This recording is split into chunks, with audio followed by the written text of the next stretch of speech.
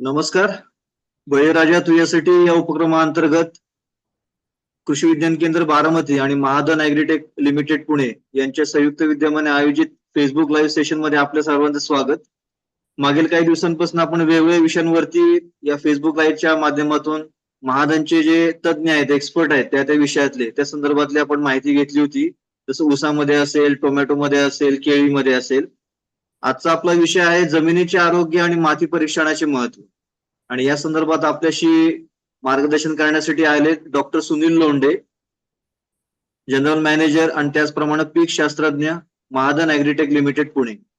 तर चला तर मग आपण सर्व शेतकरी बांधवांना जाणून घेऊया की जमिनीचे आरोग्य कशा पद्धतीने राखता येईल आणि माती परीक्षणाचं महत्व काय, त्यामध्ये कुठल्या कुठल्या गोष्टींचा अंतर्भाव होतो आणि कशा पद्धतीने ते केलं जातं. नमस्कार लोंढे सर. नमस्कार. तर आज आपला जो विषय आहे त्या संदर्भात जे काही आपले शेतकरी बांधव सध्या लाईव्ह सेशन मध्ये असतील किंवा त्याचप्रमाणे पुढे लाईव्ह सेशन मध्ये जॉईन पण होतील, तर सर्वांना आपण आपला जो आजचा विषय आहे जमिनीचं आरोग्य आणि माती परीक्षणाचं महत्व या संदर्भामध्ये मार्गदर्शन करावं अशी आपल्याला विनंती करतो. ओके, धन्यवाद सर. नमस्कार शेतकरी बंधूंनो. कृषी विज्ञान केंद्र बारामती आणि महाधन ॲग्रीटेक लिमिटेड पुणे यांच्या संयुक्त विद्यमाने हे परिसंवाद आयोजित केलेले आहेत. आणि आजच्या संवादाचा जो विषय आहे हा आहे जमिनीचे आरोग्य आणि माती परीक्षणाचे महत्त्व. आपल्याला सगळ्यांनाच माहिती आहे की जमीन ह्याच्याशी जे आपलं नातं असतं हे खूप घट्ट, खूप महत्त्वाचं आणि खूप आपुलकीचं, जिव्हाळ्याचं नातं असतं. किंबहुना जमिनीवरती आपली पूर्ण उपजीविका अवलंबून असते. पण बऱ्याच वेळा आपण दैनंदिन ह्याच्यामध्ये पिकानंतर पीक, पिकानंतर पीक, पिकानंतर पीक अशी पीक घेत राहतो पिकं. आणि किंबहुना कुठंतरी जमिनीचं आरोग्य हे आपल्या रुटीन ह्याच्यातून मागे पडतं. परंतु हे जमिनीचं आरोग्य हे अतिशय महत्त्वाचं आहे. आपल्या पुढील पिढीसाठी आपण योग्य माती, योग्य जमीन किंवा आरोग्यपूर्ण जमीन जर आपण हस्तांतरित केली तर आपलंच नाही पुढच्या पिढीचंही आपण भविष्य जे आहे ते सिक्युअर करत असतो, सुरक्षित करत असतो. म्हणून हा आजचा विषय निवडलेला आहे जमिनीचं आरोग्य आणि ते आरोग्य तपासण्यासाठी माती परीक्षणाचं महत्त्व. कारण आरोग्य जर आपल्याला पाहायचं असेल, तपासायचं असेल तर आपल्याला त्याचं परीक्षण करणं गरजेचं आहे. आपण आजारी पडलो, आपण डॉक्टरकडे जातो, लॅबमध्ये टेस्ट करतो आणि मग आपण आपल्या आरोग्यात काय गडबड झाली आहे, काय बिघाड झाला आहे त्याची पहिले आपण तपासणी करतो आणि मग त्याच्या उपाययोजना करतो. त्याचप्रमाणे जमिनीचं आरोग्य हे महत्त्वाचं आहे. तर बघूयात आपण जमिनीचं आरोग्य.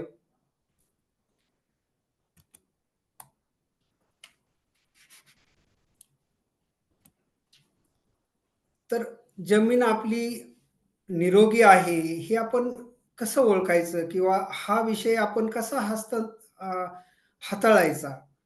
काय असतं की जमीन जर निरोगी असेल तर तिची वैशिष्ट्ये काय असावीत किंवा कसं. आपण जर असं जनरल पाहिलं तर आपल्याला आपली जमीन सारखीच वाटते, आपल्या बाजूची जमीन सारखीच वाटते, आजूबाजूच्या गावाची जमीन जर वरकरणी पाहिलं आपण तर आपल्याला असं काही विशेष फरक जाणवत नाही, आपल्याला सगळ्या जमिनी सारख्या वाटतात.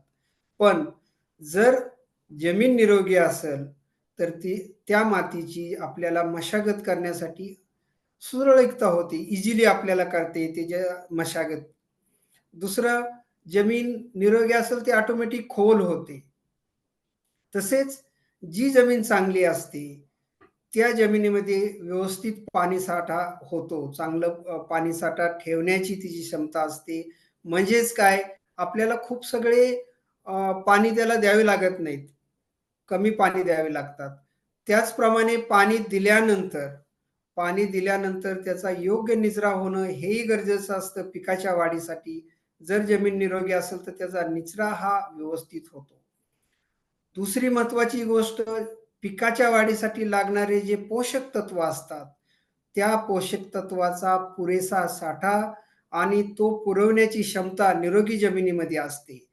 जरी पोषक तत्व असले जमिनीमध्ये आणि असतातच, पण ते पिकापर्यंत पुरवण्याची जी प्रक्रिया आहे ती निरोगी जमीन खूप व्यवस्थितपणे करू शकते. आणखी एक महत्वाची गोष्ट म्हणजे जमिनीमध्ये असंख्य जीवाणू, किटाणू आणि सूक्ष्मजीव हे राहत असतात.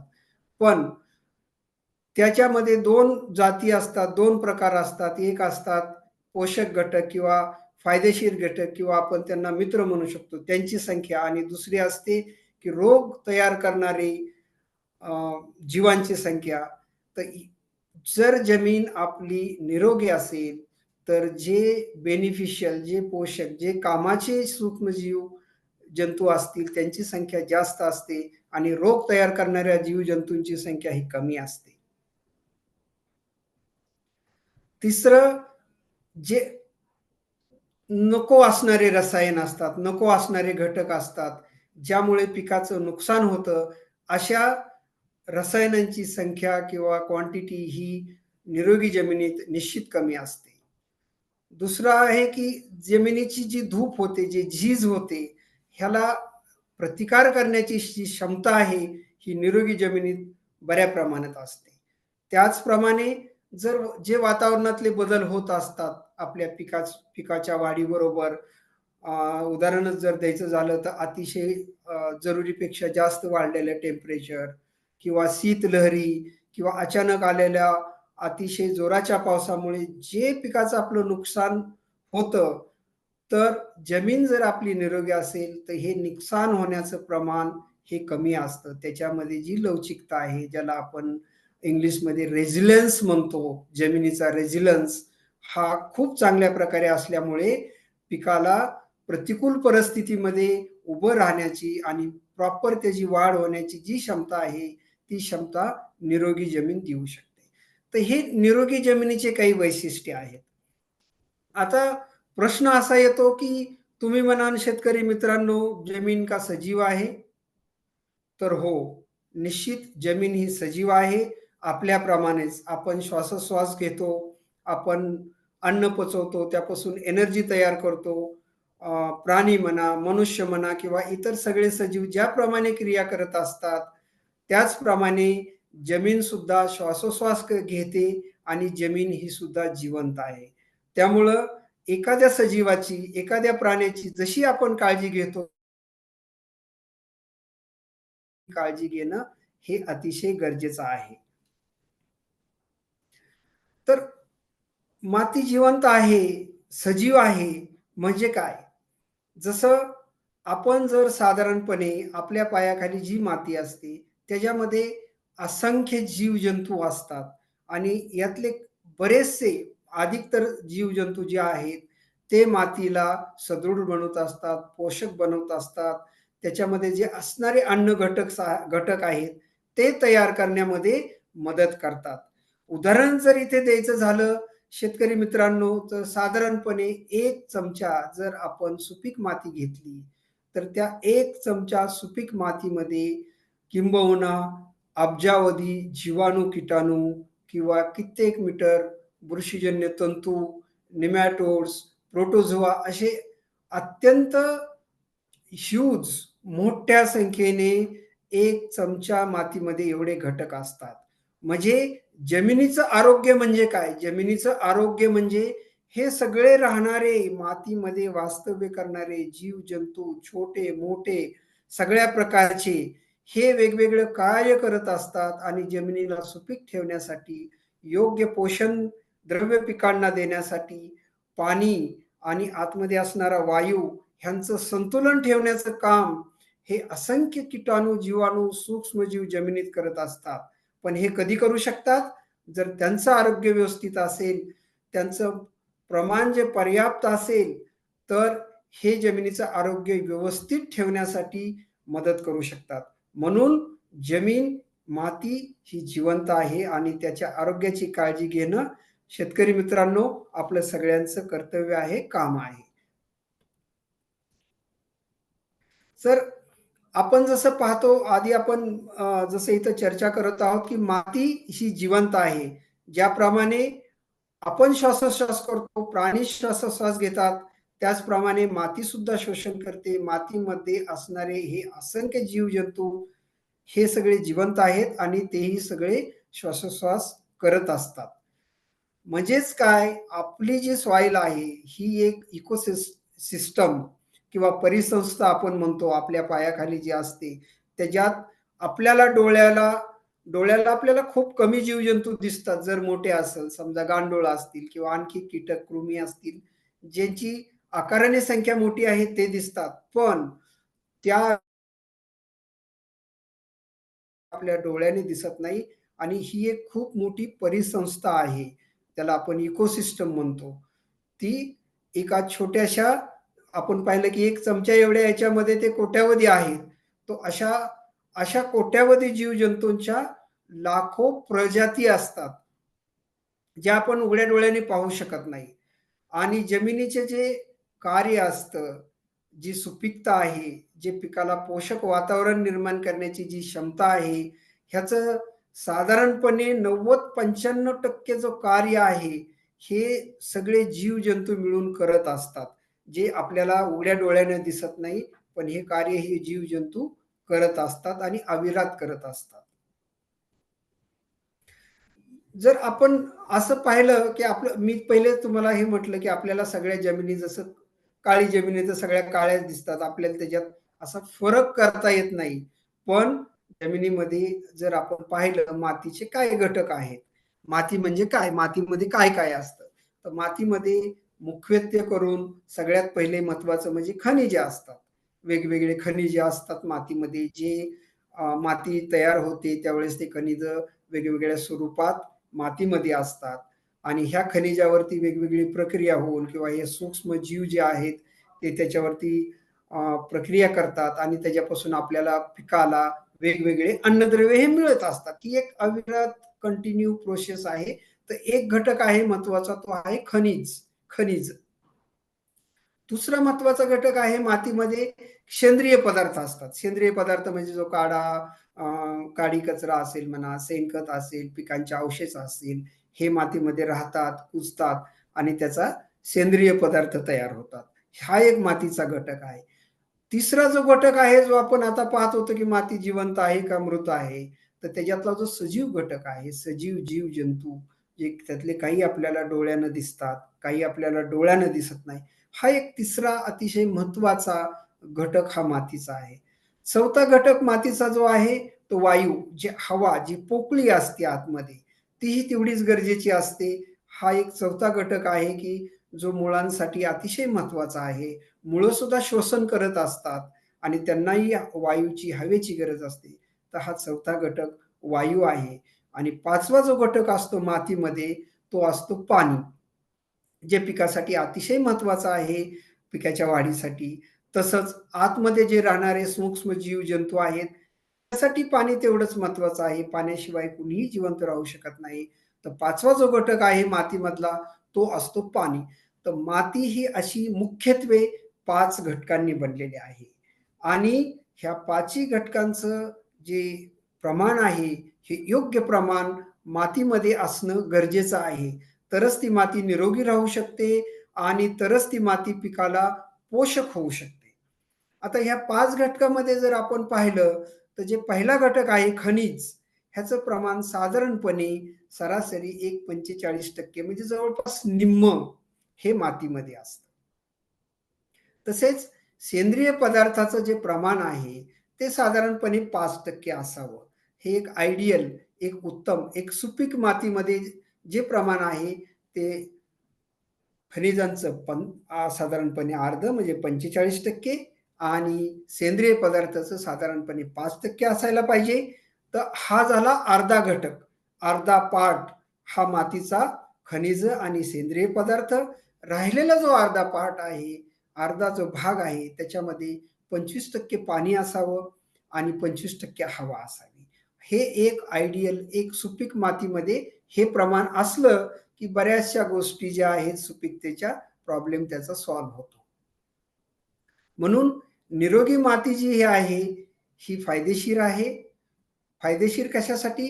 उत्पन्नासाठी, आपल्या पिकाच्या वाढीसाठी, पिकाच्या भरघोस उत्पन्नासाठी निरोगी माती ही फायदेशीर आहे. हे नुसतं पिकाचं उत्पादनच वाढवत नाही, तर पर्यावरणासाठी जे अनुकूल जो समतोल आहे, पर्या त्याच्यामध्येही ही माती जी असते सुपीक ती फायदा करते.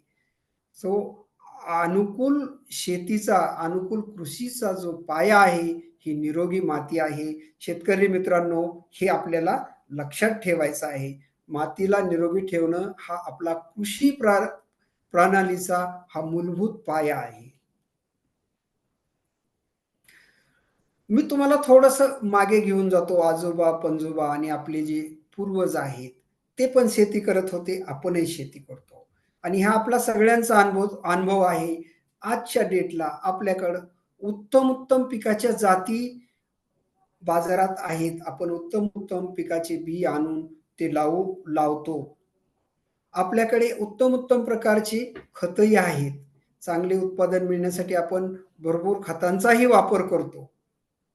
पण आपण जर पाहिलं जे आपली पूर्वीची पिढी किंवा अजून 2 पिढ्या आधी ते जेवढं त्यांच्याकडे एवढ्या चांगल्या प्रतीच्या, एवढ्या उत्पादन देणाऱ्या जाती नव्हत्या.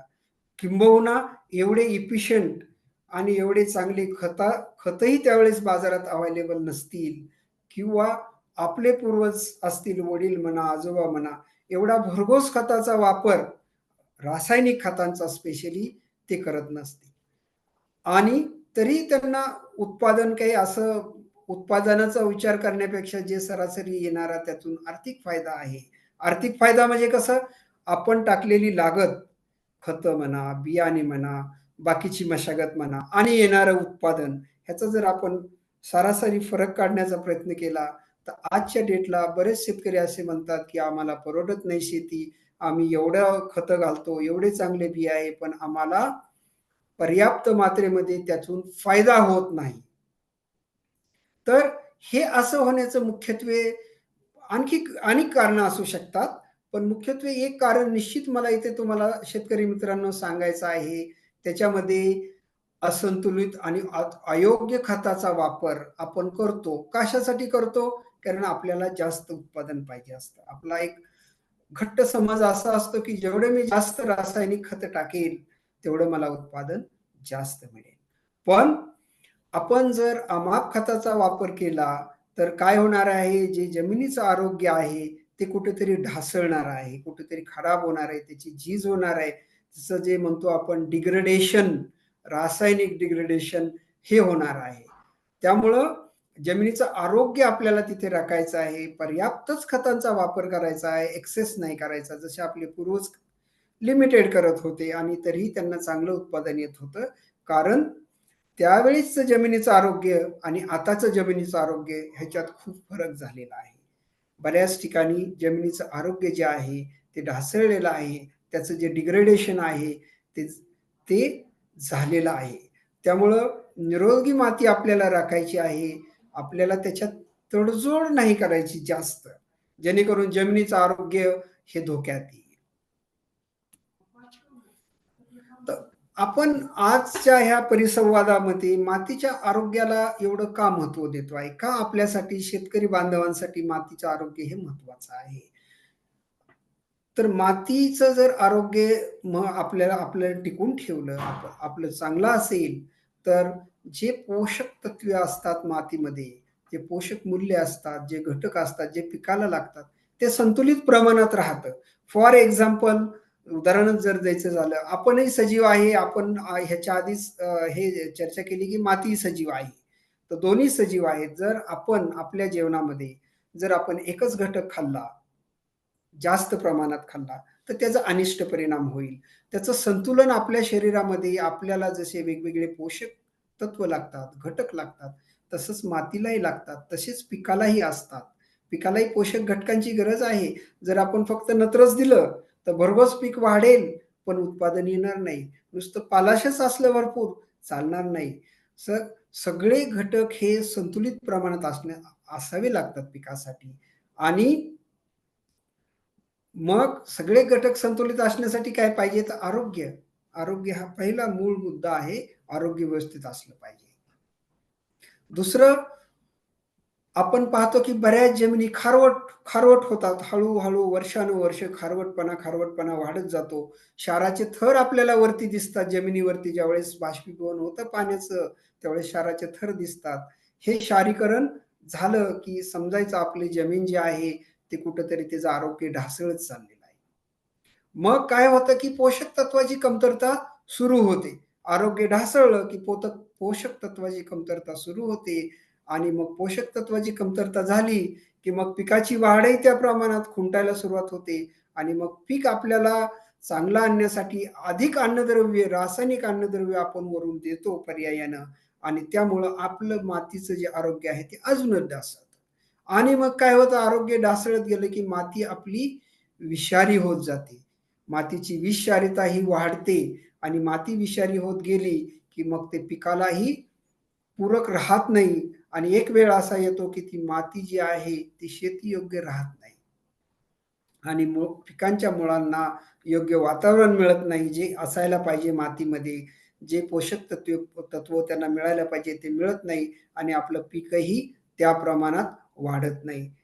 तर हे एक चक्र आहे, हे एक सायकल आहे. एक कडी जर आपण आपली चुकली, तर ती पुढचं त्याच्यासाठी पुढचा प्रॉब्लेम सुरू होणार.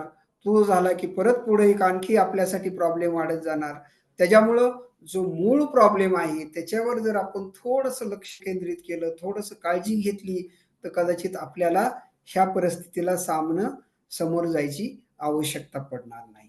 त्यामुळं शेतकरी बांधवांसाठी मातीचे आरोग्य हा एक महत्त्वाचा विषय आहे आणि आपल्याला आपल्या दैनंदिन जी आपण मेहनत करतो मातीसाठी, पीक वाढवण्यासाठी, त्याच्यात कुठेतरी आपल्याला मातीच्या आरोग्याचा हा विषय घेतला पाहिजे, त्याचा विचार केला पाहिजे आणि मातीचं डिग्रेडेशन होऊ नये म्हणून आपल्याला जागरूक असलं पाहिजे आणि वेळीच आपल्याला उपाययोजना केली पाहिजे.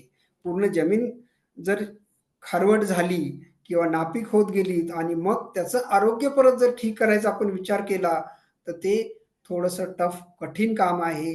खूप टाईम घेणारं काम आहे. त्यामुळं ती वेळ येण्याआधीच आपण जागरूक व्हायचं आणि आपल्या मातीचं आरोग्य आपण कसं राखता येईल, कसं त्याचं संवर्धन करता येईल, ह्याचा आपण जागरूक राहून विचार करणं गरजेचं आहे. शेतकरी मित्रांनो, जर आपण पाहिलं की जर माती आपली व्यवस्थित असेल, तिचं आरोग्य जर व्यवस्थित असेल, तर बऱ्याच गोष्टी आपल्या अगदी नकळतपणे होऊन जातील, आपल्याला त्या समजणारही नाही. उदाहरणार्थ जी पिकाची क्वालिटी येणार, आपण ज्याला क्वालिटी म्हणतो, आपण मार्केटमध्ये आपलं धान्य नेलं किंवा भाजीपाला नेला, फळं नेली, तर त्याची गुणवत्तानुसार त्याला बाजार मिळतो. जर मातीचं आरोग्य व्यवस्थित असेल, तर त्याची गुणवत्ता निश्चित चांगली होईल, जी त्याच्यापासून उत्पादन येणार आहे त्याची. त्याच्यामध्ये भरपूर जीवनसत्व असणार, जे त्याच्यापासून अन्न तयार होईल. त्याच्यामध्ये अमिनो ॲसिड, लायसिन्स, प्रोटीन असे जे घटक असतात, जे अ, उपयुक्त असतात, त्याचं प्रमाण हे अगदी व्यवस्थित असेल. मातीमध्ये जे असणारे सूक्ष्म द्रव्य असतात, जसं झिंक असेल, फेरस असेल किंवा त्या पिकापासून येणारे जे उत्पन्नामध्ये असणारे सूक्ष्म घटक असतील, हे सगळे अगदी योग्य प्रमाणात असू शकतात. शिवाय कितीही वातावरणाचा ताणतणाव निर्माण झाला, टेम्परेचर वाढलं, टेम्परेचर कमी झालं किंवा अवेळी पाऊस अशा ज्या पर्यावरणातून, वातावरणातून जे ताणतणाव पिकांवरती निर्माण होतात, त्याची ही क्षमता सक्षम माती, निरोगी माती ही पिकाला देऊ शकते. तर हे असे मातीचं आरोग्य आपल्याला राखायचं आहे आणि त्याचे फायदे आपण बघितले आहे, की मातीचे आरोग्य जर चांगलं असेल, तर आपल्याला किती फायदा होईल. दुसरी एक महत्त्वाची गोष्ट इथे मला तुम्हाला सांगायची आहे, की माती ही जी असते ती 1 दिवसात, 2 दिवसात, 1 वर्ष, 10 वर्ष ह्याच्यात नाही. मातीत तयार होण्यासाठी खूप सगळा कालावधी जातो. जर तुम्हाला उदाहरणच द्यायचं झालं तर 1-1.5 इंच जर आपल्याला माती आपल्या शेतामध्ये असते, तेवढी माती तयार होण्यासाठी होऊ शकते 1000 वर्ष लागलेली असतील.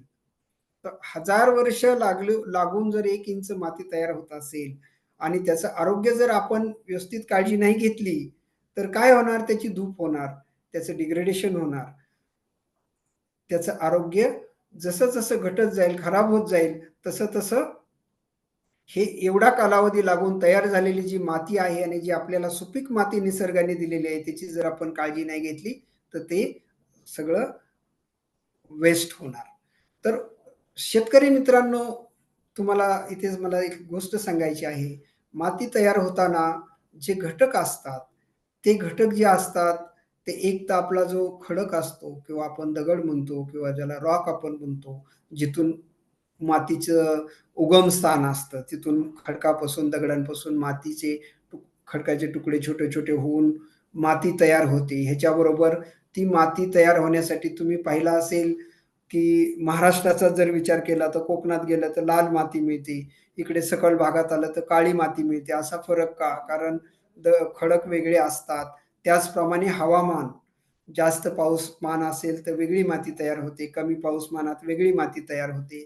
दुसरी गोष्ट म्हणजे उतार जो असतो, स्लोप, त्यानुसारही मातीचे वेगवेगळे प्रकार बनतात. आणि सगळ्यात महत्त्वाचं म्हणजे कालावधी. जर माती आपण बघितलं की हजारो वर्ष लागतात तयार व्हायला. मग मातीचा जेवढा कालावधी असेल, वाढेल, तेवढी माती सुपीकता तिची वाढत जाते. पण हे होत असताना जर आपल्या मातीची धूप होत असेल, धूप म्हणजे कसं, की माती आपलं जर अ, व्यवस्थित बाइंड झालेली नसेल, ॲग्रीगेशन नसेल चांगलं आणि पाऊस आला तर आपण म्हणतो, की फूल गेलं. जे आपल्याला गढूळ पाणी दिसतं, ते गढूळ पाणी म्हणजे जे मातीचे अतिशय बारीक जे कण असतात, ते वाहून जातात, जे की तयार व्हायला हजारो वर्षे लागलेले असतात. त्यामुळं ही माती विकसित होण्याची जी प्रक्रिया आहे, ही खूप खूप कालावधी ह्याच्यामध्ये जातो. खूप सगळे घटक ह्याच्यात आहेत. त्यामुळं आपल्याला त्याच्या आरोग्याची काळजी घेणं हे गरजेचं आहे. आता आरोग्य म्हटलं, की चाचण्या आल्या. कारण बिना चाचणीचं आपल्याला समजणार नाही, की मातीचं आरोग्य कसं आहे. कारण आपण पहिले चर्चा केली, की माती आपल्याला वरकरणी असं सहज पाहिले तर सगळ्या सारख्या दिसतात. किंबहुना थोडंफार आपल्याला खूप ज्यावेळेस जास्त क्षार वगैरे दिसतील वरती किंवा खूप कडकपणा मातीला येत असेल, ढेकळं फुटतच नाहीयेत, एवढी माती कडक झाली, त्यावेळेस आपल्याला जाणवतं, की ठीक आहे, मातीमध्ये काहीतरी गडबड आहे. पण असं आपल्याला सरासरी अ, लगेच पाहता क्षणी मातीचं आरोग्य लक्षात येत नाही, की मातीचं आरोग्य कसं आहे. तर त्याच्यासाठी आपल्याला वेगवेगळ्या चाचण्या करणं गरजेचं आहे. काही शेतकरी बांधव माती परीक्षण करतात, मला माहिती आहे. आणि ते माती परीक्षण करून खताच्या मात्रा पिकांना देत असतात. थोडंसं अजून एक पाऊल आपल्याला पुढे जायचं आहे. आपण पिकाच्या वाढीसाठी, उत्पन्नासाठी मातीची तपासणी करतो आणि खताचं जे प्रमाण आहे त्यानुसार निश्चित करून आपण देतो. अतिशय चांगली गोष्ट आहे ही. कारण डोळे बंद करून खत टाकून जमिनीची जी डिग्रेडेशन आहे, जी त्याच्या आरोग्याला हानी होणार आहे, ती होत नाही. आपण चाचणी करून खतं देतो, चांगलं आहे. अजून एक एक पाऊल पुढे जायचंय. हे आपण ज्यावेळेस चाचण्या करतो, त्यावेळेस कसं आहे, की आरोग्य आपल्याला पाहायचं आहे. त्याच्यामध्ये आपल्याला मातीचे आपले भौतिक गुणधर्म कसे आहेत, हे बघणं गरजेचं आहे. दुसरं गरजेचं आहे, की जे लाखो, हजारो, करोडो जीवजंतू आपण म्हटलं, की मातीमध्ये आहे. त्यांचं प्रमाण किती आहे, कसं आहे आणि त्यांचं आरोग्य हेही महत्त्वाचं आहे. त्यामुळे जैविक गुणधर्म जे असतात, जैविक चाचण्या करून तेही आपल्याला पाहणं गरजेचं आहे. तिसरं आहे, की रासायनिक गुणधर्म हेही आपल्यासाठी महत्त्वाचे आहेत. तर हे तिन्हीचं जे एक अ, चाचण्या जर आपण करून पाहिल्या आणि आपण ह्याच्यावरून ठरवू शकतो, की आपल्या मातीचं आरोग्य कसं आहे, चांगलं आहे का खराब व्हायला लागलाय, का आपल्याला काही सुधारण्याची गरज आहे, मातीच्या आरोग्यासाठी काही कंट्रोल मेजर घेणं गरजेचं आहे. हा निर्णय आपण वेळेत घेऊ शकतो आणि भविष्यात होणारा जो मोठा धोका आहे मातीच्या आरोग्याला, तो आपण टाळू शकतो. बघूया माती परीक्षण आणि विश्लेषण शेतकरी बांधवांनो, की आपल्याला त्याचं कसं परीक्षण केल्यानंतर आपण कसं विश्लेषण करतो. जर मी उदाहरणासाठी काही काही गुणधर्म फक्त इथे घेतलेले आहेत. अ, वेळेचा जो आपल्याकडे आहे त्याचा योग्य वापर करण्यासाठी. अ, तो पहिला जो एक मातीचा गुणधर्म आहे आणि आपण ज्यावेळेस टेस्ट करतो, मला वाटतं सगळे शेतकरी बांधवांकडे टेस्ट रिपोर्टमध्ये हा एक सामूचा रिपोर्ट येत असेल आणि येतो. बऱ्याच जवळपास सगळ्याच टेस्टमध्ये आपण हा करून घेतो. तर सामू म्हणजे त्याला आपण पी-एच असं म्हणतो. तर शास्त्राप्रमाणे आपण बघितलं तर जमिनीचा सामूह हा आपल्याला 7 असायला पाहिजे. पण तो आपल्याला 7 आयडियल जो आहे तो नाही राहत. तो मिळू नाही शकत कारण बरेच घटक असतात. आपण तिथं प्रत्येक सीझनमध्ये शेती करत असतो. शेती केल्यामुळं किंवा अनेक बाह्य घटकांमुळे तो 7 नाही राहत. तर काय होतं? तो 7 पेक्षा एकतर जास्त होतो किंवा 7 पेक्षा कमी होतो. ठीक आहे. 7 पेक्षा थोडंसं जे व्हेरिएशन आहे, थोडंसं जास्त आणि थोडासा कमी चालेल. तरी तो आपण आयडियल म्हणू किंवा तरी आपण त्याला योग्य म्हणू. कशासाठी 7 आपल्याला महत्वाचा असतो? कारण जमिनीमधले जे अन्न घटक आहेत, जे पिकांना मिळतात आणि जमिनीमधले जे जीवजंतू आहेत, ज्यांचं वास्तव्य असतं, जे वेगवेगळ्या विघटनाद्वारे वेगवेगळे अन्नद्रव्य पिकांना उपलब्ध करत असतात. पिकांच्या मुळांसाठी एक चांगली आतमध्ये जे वातावरण निर्मितीचं काम ते करत असतात. हे सगळं असण्यासाठी त्यांनाही तो 7 समूह असलेला त्यांच्यासाठी पण आयडियल आहे. मग ज्यावेळेस आपण माती परीक्षण करतो, आपल्याला असं समजतं, की नाही 7 हा अगदी योग्य समूह आहे, पण आपल्या शेतीचा समूह हा 8.5 आलेला आहे. उदाहरण सांगतो तुम्हाला 8.5 आला. मग ही आपल्यासाठी एक चिंतेचा विषय आहे हा, की जर आपला पी-एच आपल्या जमिनीचा समूह हा 7.5 आहे, तर मग आपण काय केलं पाहिजे? एवढा जर जास्त आहे. ह्याचा अर्थ असा होतो, की ज्यावेळेस समूह जास्त झालेला आहे, त्यावेळेस बरेच अन्न घटक जे आहेत जमिनीत असूनही ते पिकांना उपलब्ध होऊ शकणार नाही. कारण जमिनीचा समूह हा वाढलेला आहे. इकडे मी बाजूला जो एक चार्ट दाखवलेला आहे, तिथे मी अन्नद्रव्यांची उपलब्धता दिलेली आहे आणि जो पी-एच आहे, किती पी-एच असला की त्याची भरपूर उपलब्धता असते आणि जसा पी-एच हा बदलत जातो, कमी किंवा जास्त होतो, तशी घटकांच्या उपलब्धतेमध्ये फरक पडतो. मग अशा वेळी आपण काय करायचं? आपण 1 दिवसामध्ये आपल्या जमिनीचा सामू चेंज करणं शक्य नाही.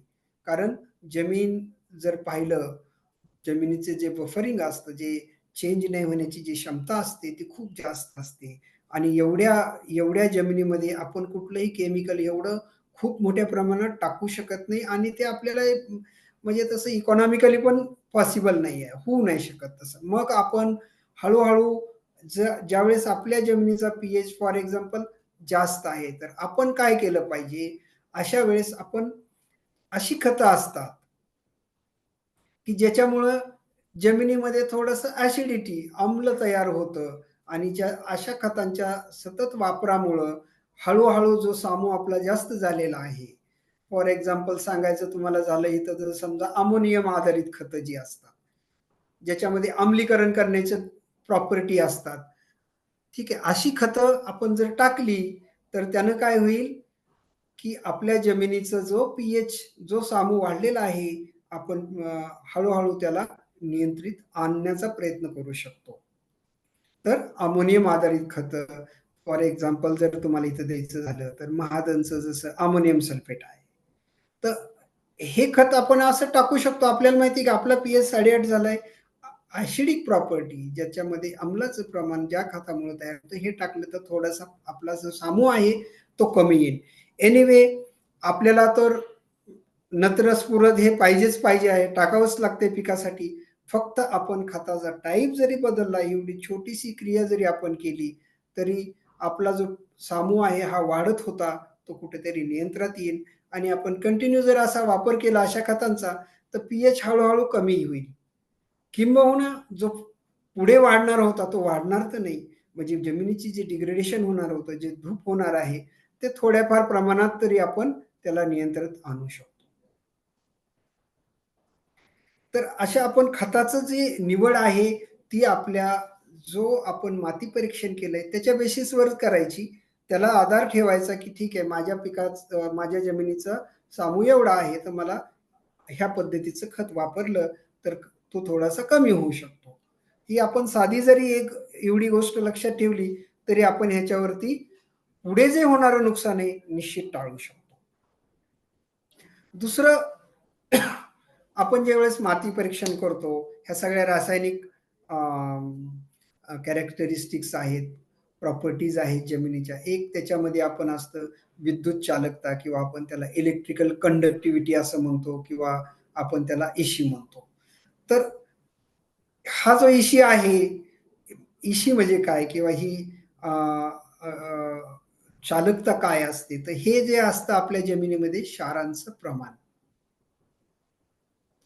तर हे क्षारांचं प्रमाण जे आहे, ते साधारणपणे त्याचा जो मापदंड आहे, हे जर 2 पेक्षा कमी 2 डेसिसायमन हे त्याचं मापक आहे, युनिट आहे 2 डेसिसायमन पर मीटर ह्याच्यापेक्षा जर कमी असेल, तर ते आपण त्याला म्हणू शकतो, की ठीक आहे, आपण सेफ झोनमध्ये, आपण सुरक्षित झोनमध्ये आहे. पण हे जर 2 पेक्षा जास्त वाढत असेल, तर आपल्यासाठी ते काय मग आपण म्हणायचं, की खतरे की घंटी अभी शुरू हो रही है. तर आपल्या जमिनीत क्षारांचं प्रमाण हे वाढायला लागलेलं आहे. मग आपण आपलं पाणी चेक करून बघितलं पाहिजे का? आपण जे पाणी देतो पिकांना, ते तर कधी सलाईन नाहीये. त्याची टेस्ट करून बघायची किंवा आपण जरुरीपेक्षा जास्त पाणी देतोय का? किंवा आपण वापरलेले जे खतं आहेत ते खूप जास्त वापरतोय का? खूप क्षार आपण जमिनीत टाकतोय का?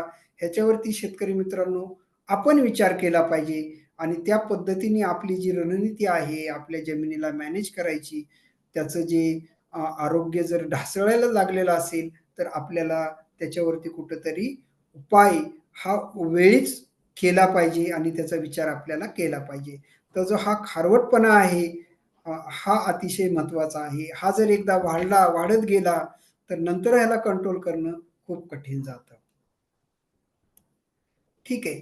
तिसरा एक अतिशय महत्त्वाचा जो घटक असतो, हाही किंबहुना बऱ्याच वेळा आपण टेस्ट करतो. ज्यावेळेस आपण आपली माती काढून देतो प्रयोगशाळेत टेस्ट करायला, तर बऱ्याच वेळा हाही घटक सेंद्रिय कार्बन हा जो घटक आहे किंवा ज्याला आपण ऑर्गॅनिक कार्बन म्हणतो, हाही आपल्या जो टेस्ट रिपोर्ट असतो, माती परीक्षणाचा रिपोर्ट येतो आपल्याकडे, त्याच्यामध्ये हाही घटक आलेला असतो आणि हा हा घटक अतिशय महत्त्वाचा आहे. अतिशय महत्त्वाचा कशासाठी आहे? कारण आपण बघितलं की जे सूक्ष्म जीव आहेत, हे त्यांचं अन्न आहे थोडक्यात. हा जो सेंद्रिय कार्बन आहे, हे त्यांचं अन्न आहे. हाच अन्न जर मिळालं, तरच जीवजंतूंची वाढ होईल, व्यवस्थित प्रमाणात त्यांची वाढ होईल आणि त्यांची वाढ झाली, तर जमिनीचं आरोग्य, पिकाला लागणारे पोषण तत्व, ही एक मी तुम्हाला सांगितलं की साखळी आहे. एक घटक व्यवस्थित आपण फिक्स केला, मातीला लागणारा, की बाकी गोष्टीचा विचार करायची गरज नाही. ते ऑटोमॅटिक फिक्स होणार आणि त्याचा फायदा आपल्याला मिळणार. तर हा जो सेंद्रिय कार्बन आहे, ह्याचं जे पर्सेंटेज आपण बघितलं, हे जर समजा 2 किंवा 4 पेक्षा जर कमी असेल, तर आपल्याला अ, त्याची काळजी घेणं गरजेचं आहे आणि हे प्रमाण वाढवणं अतिशय गरजेचं आहे. ह्याचं प्रमाण जे आहे, हे वाढवणं गरजेचं आहे. जर हे पर्याप्त असेल, समजा अ, 0.6% असेल, 0.6% किंवा त्यापेक्षा जास्त असेल किंवा 1% असेल तर खूपच चांगलं. पण जर नसेल, तर मग आपल्याला ह्याचं प्रमाण वाढवणं गरजेचं आहे. आपण जे शेणखत वगैरे सारखे जे पहिले शेतकरी वापरायचे, पण आजच्या तारखेला आपल्याला तेवढं त्याची उपलब्धता होऊ शकत नाही. आपलं गोधन जे आहे त्याची संख्या दिवसेंदिवस घटत चाललेली आहे. पण मुद्दा इथे हा महत्त्वाचा आहे, की आपल्याला ह्याचं जे पर्सेंटेज आहे सेंद्रिय कर्बाचं, हे नाही वाढवलं, तर आपण त्याच्यानंतर त्याच्यापुढे जेही काही प्रयत्न करू, आपण रासायनिक खतं, चांगल्या पिकांच्या जाती, ह्या सगळ्यापासून जो आपल्याला फायदा मिळणार आहे, तो निश्चित त्या प्रमाणात मिळणार नाही. तर हे जे सेंद्रिय कार्बन जो आहे, जे आपण बघितलं सुरुवातीला मातीचे घटक पाहताना त्यातला जो 5% सेंद्रिय कार्बन आहे, तो अतिशय महत्त्वाचा आहे. आणि हा सेंद्रिय कार्बन काय करतो? हा म्हणजे नुसता एक काडी कचरा किंवा काहीतरी फेकलेला पदार्थ नाही. हा जमिनीमध्ये अतिशय महत्त्वाचं काम करत असतो, कार्य करत असतो आणि जर थोडंसं शास्त्रीय भाषेतच बोलायचं झालं, तर ह्याचं आपण थोडं 3 भागामध्ये ह्याचं जरा विभागणी करून पाहूया, की हा काय काम करतो. पहिला जो भाग आहे ह्याचे रासायनिक गुणधर्म जे असतात, हा पिकासाठी लागणारे जे पोषक घटक असतात, नत्र स्फुरद पालाश असेल, कॅल्शियम, मॅग्नेशियम असेल, दुय्यम सूक्ष्मद्रव्य असतील किंवा सूक्ष्मद्रव्य असतील, ह्यांची सगळ्याची जी मातीची पिकाला पुरवठा करण्याची क्षमता आहे, ती खूप चांगल्या पद्धतीने वाढवतो. तसेच मातीमध्ये आपण पाहिलं की 45% तर ऑलरेडी खनिज आहेत. खनिजापासूनच माती बनलेली आहे. 45% घटक हा खनिज आहे, पण तो पिकांना मिळत नाही. मग त्याला मिळण्यासाठी ह्या 45% मधून कोण काम करतं मिळवून देण्याचं? सूक्ष्म कीटक, सूक्ष्म जीव आणि मग ह्या सूक्ष्म जीवांचं अन्न म्हणजे हा सेंद्रिय कार्बन आहे. म्हणजे जेवढं आपण सेंद्रिय कार्बनचं प्रमाण जमिनीत वाढवू, तेवढं आपल्याला अन्न घटकांचं प्रमाण हे ऑटोमॅटिक मिळणार आहे पिकांना. ठीक आहे. दुसरा जो ह्याच्यातला ग्रुप आहे तो भौतिक गुणधर्म. भौतिक गुणधर्ममध्ये काय होतं, की सेंद्रिय कार्बन जेवढा जास्त असेल तेवढी मातीची रचना जी आहे ती व्यवस्थित होते, सुधारते. माती व्यवस्थित ॲग्रीगेशन जे आपण म्हणतो मातीचं, तिची जी रचना आहे, ती रचना सुधारते आणि मातीची जर रचना सुधारली, तर माती एकदम ऑर्गनाइज, एकदम व्यवस्थित होते. जिथे पिकांची जी मुळं आहेत, त्यांच्या पोषणासाठी व्यवस्थित वातावरण निर्माण होतं. दुसरं, ज्यावेळेस मातीची रचना सुधारलेली असते, त्यावेळेस माती घट्ट होते. म्हणजे जे मातीचे जे छोटे-छोटे कण असतात, ते एकमेकांना व्यवस्थितरित्या बांधले जातात. ते बांधण्याचं काम हा सेंद्रिय कार्बन जो आहे, हा करत असतो आणि बाकीचे सूक्ष्मजीव त्याला मदत करत असतात आणि असे बांधलेले जे घटक असतात मातीचे, पाऊस आला जोराचा धो-धो, तरी जी सुपीकता मातीची वाहून जाते पाण्याच्या रूपातून, ती जाणार नाही. म्हणजेच काय होईल, जमिनीची धूप जी आहे ती कंट्रोलमध्ये येईल, थांबेल. आणखी एक महत्वाचा जो भौतिक गुणधर्म आहे, मातीची जी पाणी साचून ठेवण्याची क्षमता आहे, ती जबरदस्त सुधारते. म्हणजे पाणी एकदा दिलं, की लगेच तुमचं पीक 3-4 दिवसात सुकणार नाही. दिलेलं पाणी हे खाली न जाता त्याला जमिनीत साचवून ठेवण्याचं, पकडून ठेवण्याचं काम हे सेंद्रिय कार्बनमुळं चांगल्या प्रमाणात होतं. दुसरं आहे, की पिकं जी असतात जशी वरती वाढतात तसे खाली त्यांचे मुळं पण वाढत असतात. जसं वरती त्यांना वातावरण योग्य तापमान पाहिजे असतं, योग्य ह्युमिडिटी पाहिजे असती. ह्या जशा पोषक गोष्टी वातावरणात जमिनीच्या वरती पाहिजे असतात, तशाच मुळांनाही ह्या गोष्टींची आवश्यकता असतेच. जर तुम्ही बघितलं असेल, जर नुसतं आपण पाणी जर भरून ठेवलं जमिनीत, तर काय होतात, पिकं उपळून जातात. कारण त्याला हवा आणि पाण्याचं योग्य प्रमाण मिळत नाही. बऱ्याच वेळा खूप जोराचा पाऊस लागलेला असतो. 8-10 दिवस आणि बरीच आपली पिकं उपळून जातात. का? की पाणी आणि हवेचं प्रमाणाचा संतुलन नाही होत आणि म्हणून पिकांना योग्य वातावरण मिळत नाही.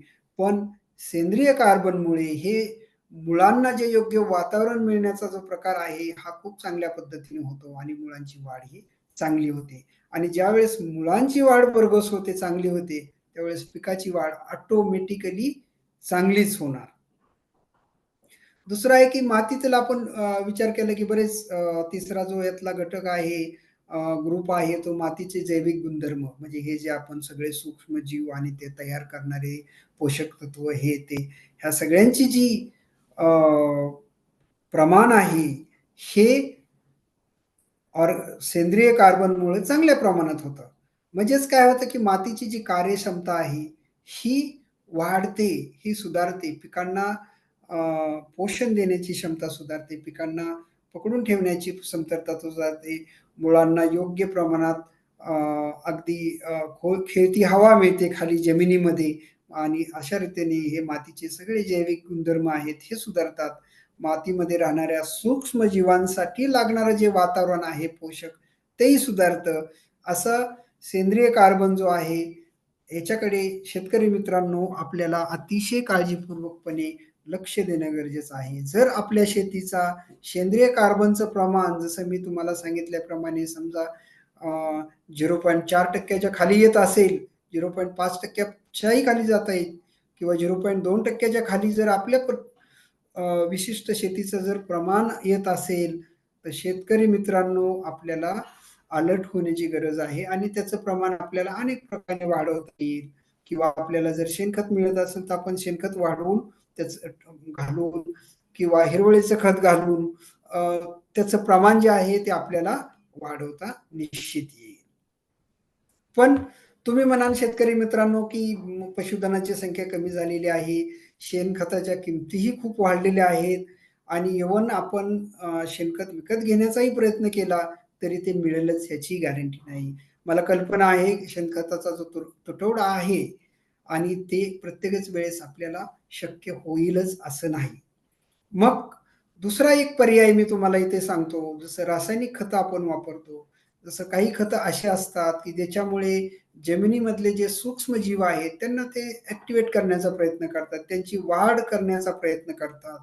असे असे पण काही खतं आहेत, ज्याला आपण हाय इफिशियंट फर्टिलायझर म्हणतो. तर याच्यामध्ये तुम्हाला मला इथे एक उदाहरण द्यायचं आहे, ते म्हणजे महादन कंपनीचे जे क्रॉपटेक आहे. उदाहरण द्यायचं झालं तर क्रॉपटेक 8-21-21 असेल किंवा क्रॉपटेक 9-24-24 असेल. तर याच्यामध्ये जे अन्न घटक आहेत, नत्र, स्फुरद, पालाश आणि दुसरे सूक्ष्मद्रव्ये हे तर आहेतच. या व्यतिरिक्त ह्या खताची अशी क्षमता आहे, की ज्यामुळे जमिनीमधले सूक्ष्मजीव आहेत, त्यांनाही थोडंफार अन्न मिळतं, त्यांनाही चालना मिळते आणि त्यांची वाढ होते. म्हणजे काय? इथे दुहेरी फायदा आपल्याला होऊ शकतो. जो आपला सेंद्रिय कार्बनचा जो प्रश्न आहे, जे आपल्या सूक्ष्म घटकांचं, सूक्ष्म जीवांचं जे अन्न आहे, त्याची कमतरता झाली आहे. जर आपण अशी क्रॉपटेक सारखे खत वापरले, तर त्यांना थोडी चालना मिळेल. त्यांचंही जे पॉप्युलेशन आहे, त्यांची जी संख्या आहे जमिनीतली ती वाढेल आणि आपल्याला इथे दुहेरी फायदा होईल. खतापासून मिळणाराही होईल आणि सूक्ष्म जीवांची संख्या वाढून, त्यांची ॲक्टिव्हिटी वाढून झालेला तोही फायदा मिळेल. इथे आपल्याला दुहेरी फायदा मिळेल. तर शेतकरी मित्रांनो, सेंद्रिय कार्बन हा आपल्यासाठी अतिशय महत्त्वाचा विषय आहे. तिसरं जे आपले फिजिकल घटक आहेत, फिजिकल प्रॉपर्टीज आहेत, भौतिक गुणधर्म जे आपण मातीचे म्हणतो, हेही महत्त्वाचे आहेत. आणि शेतकरी मित्रांनो, भौतिक गुणधर्म जे असतात मातीचे, हे आपल्याला सहजासहजी बदलता येत नाहीत. कारण ते कुठून आलेत? मूळ खडकापासून. हजारो वर्षाच्या परिवर्तनातून हळू माती बनत असते. वातावरणातले बरेच घटक त्याच्यावरती अं, सतत रिएक्शन करत असतात आणि त्यापासून हळू माती बनते. ठीक आहे, आपण पाहिलं की माती दगडांपासून आलेली आहे, त्याच्यापासून बनलेली आहे. तर त्याच्यामध्ये मातीचा जो पोत असतो, मातीचा जो पोत आहे, आपण म्हणतो की मातीचा पोत, तर हा मातीचा पोत अतिशय महत्त्वाचा असतो. तो मातीचा जो पोत असतो ना, हा कसा ठरतो? तर मातीमध्ये 3 घटक असतात मुख्यत्वे. तर ह्या 3 घटकामुळं मातीचा पोत ठरतो. त्याच्यामध्ये पहिला असतो की आपला असलेली त्याच्यामध्ये वाळू, सँड असते. मातीमध्ये सँड असते, ज्याचं 2 मिलीमीटरपेक्षा ज्याची कणांची संख्या मोठी असते, ते सँडच्या कॅटेगरीत जातात. दुसरं असतं मातीमधला गाळ, म्हणजे आपण त्याला सिल्ट म्हणतो. आणि तिसरं असतं चिकण माती, जी पाऊस आल्यानंतर वाहून जाते, जे अतिशय सुपीक असतं, जे फूल असतं मातीचं आपण म्हणतो ते. ह्या 3 घटकापासून मातीचा हा पोत बनत असतो. आणि मग काय असतं, की ह्या 3 घटकांच्या प्रमाणावरती, म्हणजे वाळू किती आहे, गाळ किती आहे आणि चिकण माती किती आहे, ह्या तिन्हीच्या प्रमाणावरती मातीचा हा पोत ठरत असतो. जर माती आपली आरोग्यपूर्ण नसेल तर काय होणार? मातीतली जी चिकण मातीचा जो प्रकार आहे, ज्याला क्ले म्हणतो, तो निघून जाणार पाऊस पडून. तो निघून गेला की काय होणार?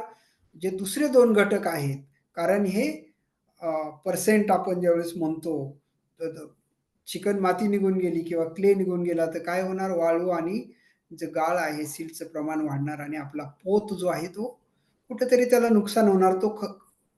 तो कमी होणार मातीचा पोत. त्याच्यामुळे हे तिन्ही घटक ज्यावेळेस आपण विश्लेषण करतो, टेस्ट करतो, हे आपल्याला शेतकरी मित्रांनो, आपल्याला हे समजून घ्यायचं आहे आणि आपल्याला पाहायचं की आपल्या मातीचं आरोग्य कसं आहे, जे त्याच्या भौतिक गुणधर्म आहेत, त्याच्या कंपॅरिझनमध्ये आपल्या मातीचं आरोग्य कसं आहे.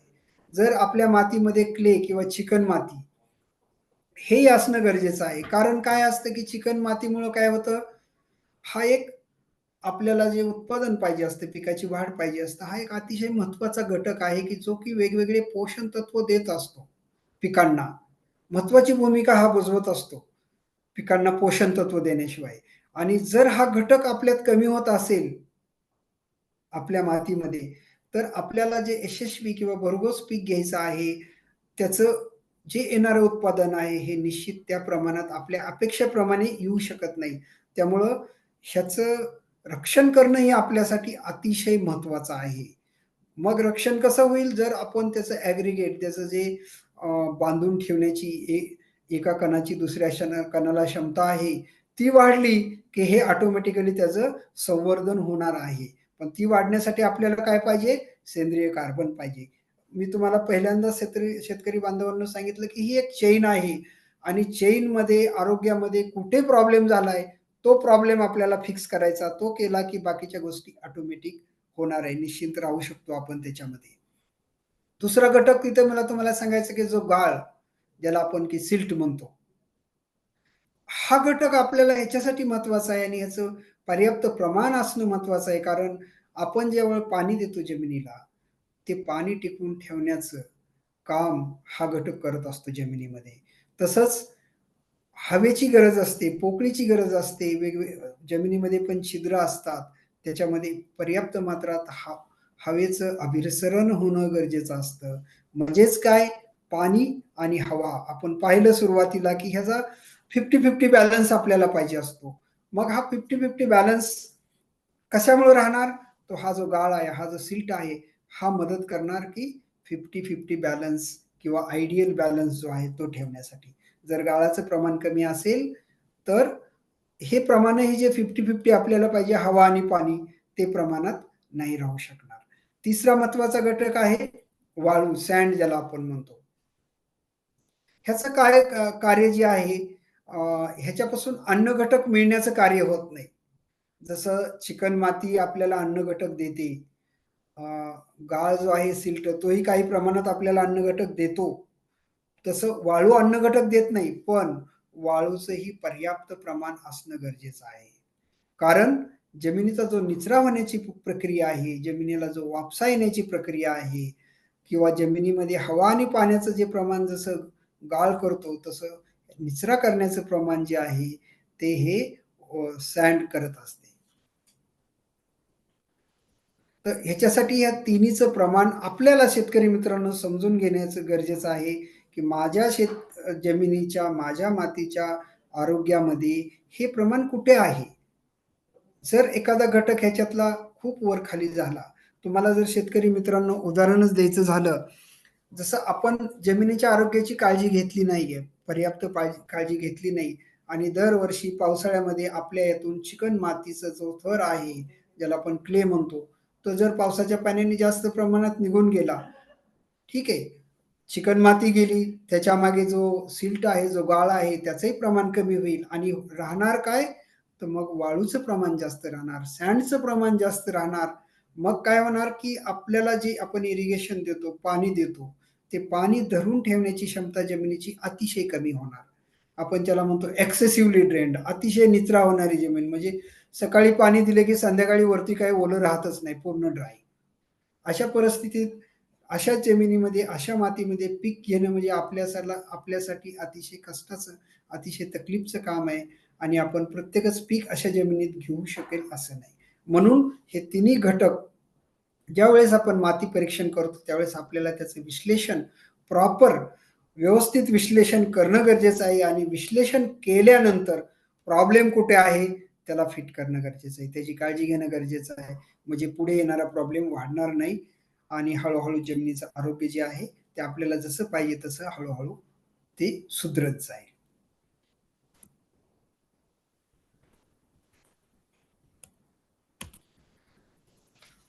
तर शेतकरी मित्रांनो, आपण बराच टाईम घेतलेला आहे. जवळपास आपण 1 तास या विषयावरती चर्चा करतो आहे, की मातीचं आरोग्य आणि माती परीक्षण.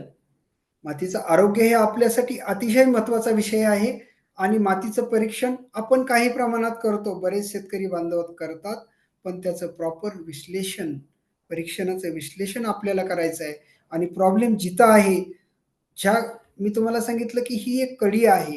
ह्या कडीमध्ये आपल्याला जो निर्णय घ्यायचा आहे, जो प्रॉब्लेम आहे त्याला आपल्याला फिक्स करायचा आहे, त्याला कंट्रोल करायचा आहे. तर जिथं प्रॉब्लेम आहे, तिथे आपल्याला त्याला कंट्रोल करायचं आहे, म्हणजे पुढं होणारं नुकसान आपल्याला टाळता येईल. तर शेतकरी मित्रांनो, आपण इथे आलात आणि हा जो आपला परिसंवाद आहे याच्यात भाग घेतला, याबद्दल आपले सगळ्यांचे आभार मानतो. महाधन ॲग्रीटेक लिमिटेड पुणे आणि कृषी विज्ञान केंद्र बारामती यांच्या विद्यमाने हा परिसंवाद आपण इथे केलेला आहे आणि तुम्ही सगळ्यांनी सहभाग घेतलेला आहे आणि मी निश्चित आशा करतो, की या परिसंवादातून तुम्ही आपल्या स्वतःच्या जमिनीविषयी जागरूक व्हाल, तिच्या आरोग्याविषयी जागरूक व्हाल, त्याचं तुम्ही परीक्षण कराल आणि त्या परीक्षणातून योग्य उपाययोजना करून तुम्ही मातीच्या आरोग्याची व्यवस्थित काळजी घ्याल आणि आपल्या येणाऱ्या पिढीसाठी सदृढ माती, निरोगी माती आपण पास ऑन करूया. धन्यवाद. मी इथे थांबतो. धन्यवाद लोंढे सर. आपण बऱ्याच गोष्टींबद्दल माती संदर्भामध्ये आपण या ठिकाणी शेतकऱ्यांना मार्गदर्शन केलं. निरोगी माती म्हणजे काय, मृत माती म्हणजे काय, किंवा मातीचा पोत कसा असेल, सॉइल टेक्स्चर कसं काय असेल, किंवा माती परीक्षण म्हणजे काय, मातीचं विश्लेषण कशा पद्धतीने करता येईल, या संदर्भात आपण एक विस्तृत स्वरूपात आपल्या शेतकरी बांधवांना माहिती दिली. निश्चितपणे शेतकरी बांधव या सर्वांचा एक चांगल्या पद्धतीने उपयोग करून घेतील. मित्रांनो, जर समजा तुम्हाला या संदर्भात काय जर अधिक माहिती पाहिजे असेल तर कृषी विज्ञान केंद्राचे जे काय तज्ज्ञ आहेत त्या ठिकाणी तर तुम्ही माहिती घेतलीत. आपल्याकडे केव्हीकेला सॉइल टेस्टिंग लॅब आहे. त्या लॅबमध्ये येऊन देखील आपण तज्ज्ञाशी चर्चा करून अधिक माहिती घेऊ शकता, किंवा त्याचबरोबर महाजनचे काही तज्ज्ञ आहेत ते देखील आपल्या इथं उपलब्ध आहेत. तर या संदर्भात अधिक काही जर माहिती पाहिजे असेल तर आपण या ठिकाणी भेट देऊ शकता. तर धन्यवाद लोंढे सर. या ठिकाणी आपण आज आलात, आपला वेळ दिलात आणि आपण या संदर्भामध्ये माहिती दिली. तर हा कार्यक्रम मी संपला असं जाहीर करतो. धन्यवाद. धन्यवाद सर.